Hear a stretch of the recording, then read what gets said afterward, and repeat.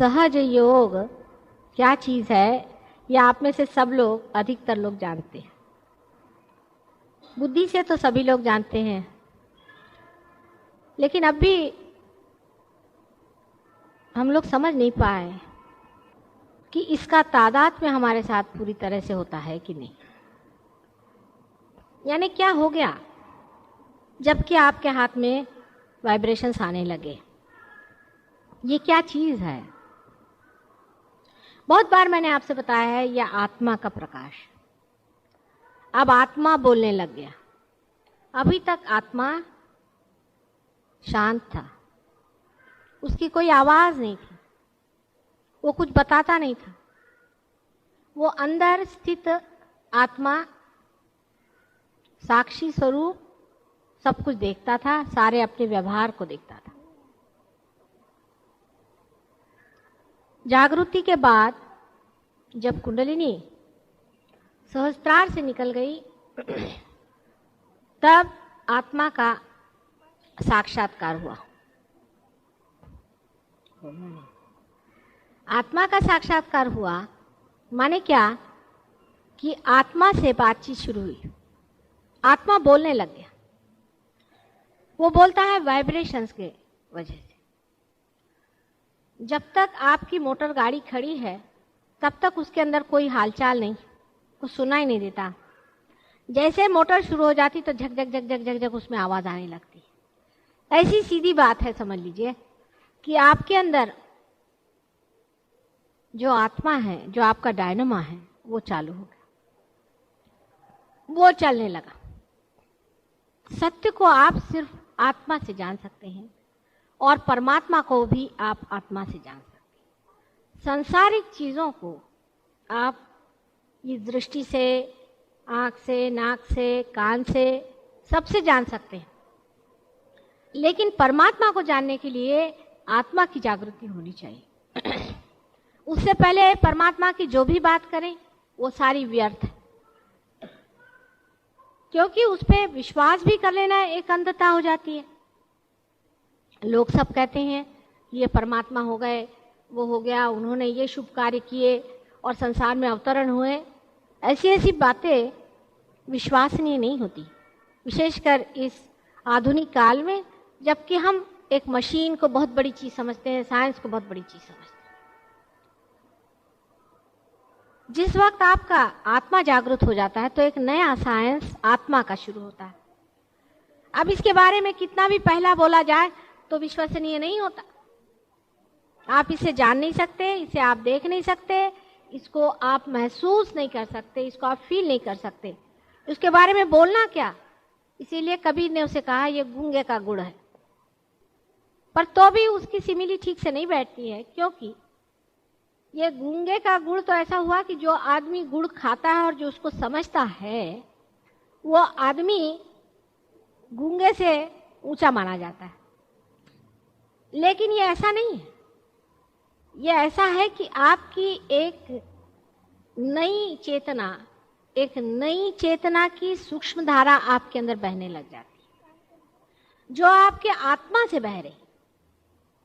अभी तक आप किसी भी चीज को देखते हैं उसमें हमेशा भ्रम हो सकता है कि जैसे ये चीज है, आपने कहा सफेद साड़ी है, कोई कहेगा हाँ थी तो सफेद, लेकिन हो सकता है कि इसमें कुछ दाग लगे हों।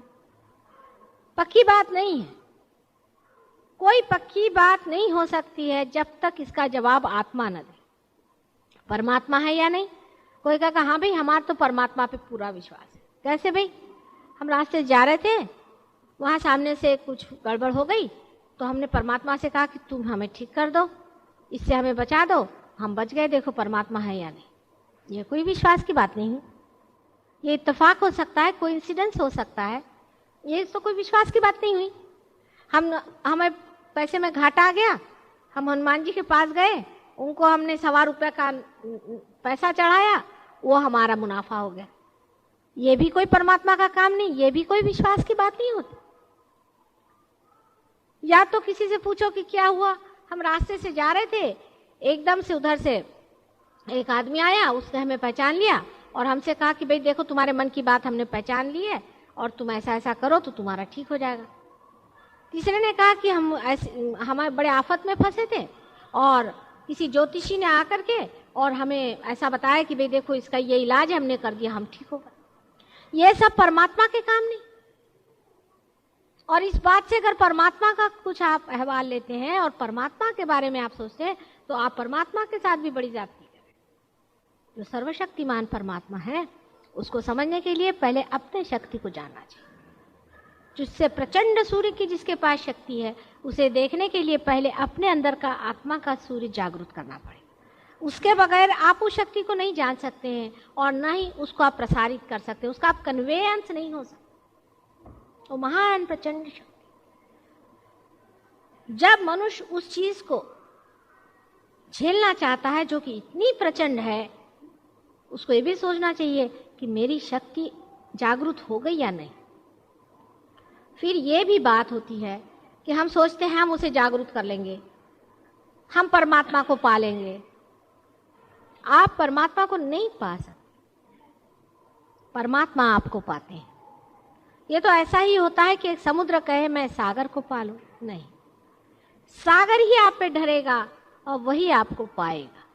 सिर्फ आप अपने को इस योग बनाइए कि वो आपको पाए। सबसे बड़ा प्रश्न मनुष्य के सामने यह है कि आत्मा की जागृति कैसे हो, आत्मा कैसे जागृत हो जिससे यह सब जाना जाएगा। वो प्रश्न तो सहज योग से अब छूट गया। सहज योग से आपके आत्मा की जागृति हो जाती है, उस पर विचार से नहीं होगा। कोई कहे कि हमने तो इतने पुस्तक पढ़े, पुस्तक पढ़ने से नहीं होगा। हमने इतने विचार किए और माता जी हम तो इतने विचार करते हैं और क्यों नहीं हमारा हुआ। बेटे, विचार से कोई चीज आप पा नहीं सकते। मनुष्य का विचार सीमित है, हम तो असीम की बात कर रहे हैं।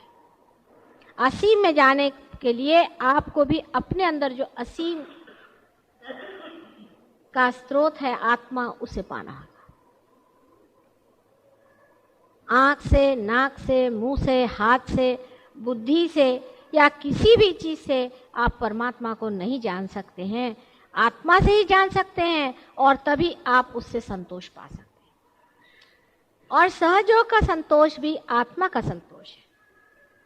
यह दूसरी बात है जिसे हमें जानना चाहिए।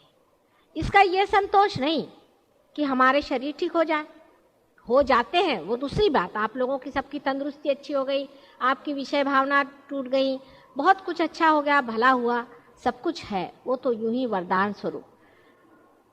लेकिन संतोष और आनंद जो आत्मा का है वो आत्मा से ही होता है।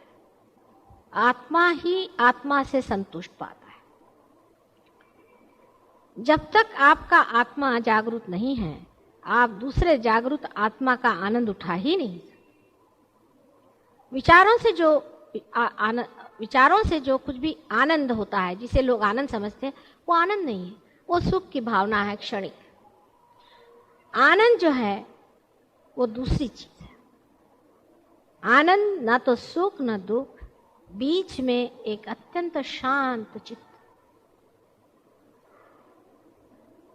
न तो वो भावना है न तो वो विचार है, क्योंकि जब आप विचारों से ही परे हैं तो आपके अंदर जो बहता है, अंदर ऐसा एक स्रोत सा बहता है और जो सारे शरीर और सारे ही मन, बुद्धि, अहंकार आदि सबको पुलकित कर देता है, वो एक आनंद है। और वो चीज, उसके बारे में जो बात करे, वो किस तरह से आप लोग समझ सकते हैं जब तक आपके अंदर वो चीज बही नहीं। सभी सहजियों से विनती है, हमारे इस चैनल को सब्सक्राइब करके सहज को फैलाने में हमारी मदद करें। जय श्री माता जी।